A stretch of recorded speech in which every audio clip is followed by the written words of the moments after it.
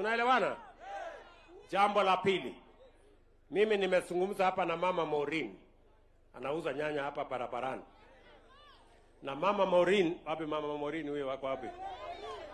Ako area. Sasa huyu mama Maureen ameniambia anauza barabarani kwa sababu hakuna soko hapa. Si ni kweli? Sasa sikizeni. Mimi nimewapatia milioni 135 ya soko ya hapa Majengo. Na hiyo kazi, nyinyi mnanisikia? Na hiyo kazi itaanza hapa, mtaona na macho yenu kabla mwezi moja kuisha. Na hiyo soko nataka ikamilike ili mwaka ujao kabla mwezi wa 6 nikuje nifungue. Mama Maureen na hawa wengine wote wawe na mahali pazuri, mahali iko maji, iko stima, iko choo, iko mahali ya gym, waweze kufanya biashara, na pia mulete nyinyi mazao yenu ya mashambani muweze kupata mahali pazuri pa kuuzia. Nyinyi mnanielewa? Mnanielewa?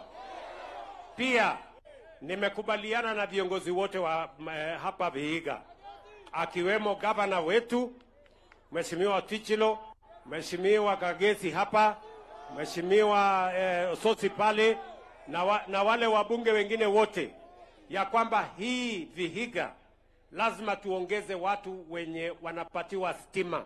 Bado kuna kiza mahali mingi hapa Vihiga. Ni kweli? Na mimi nataka niwaeleze, tumeketi chini na hawa viongozi na serikali ya Kenya imewapatia milioni 700 kuunganisha nyumba zingine 10,000 kwa mambo ya stima hapa Vihiga County.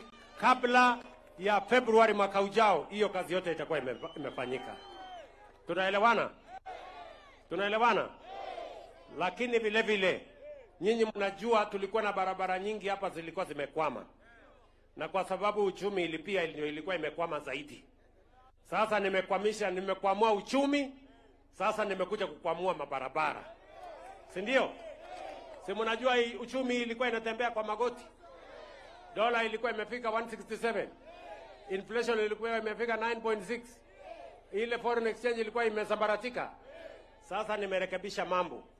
Nimefukuza wakora. Nimepanga mambo.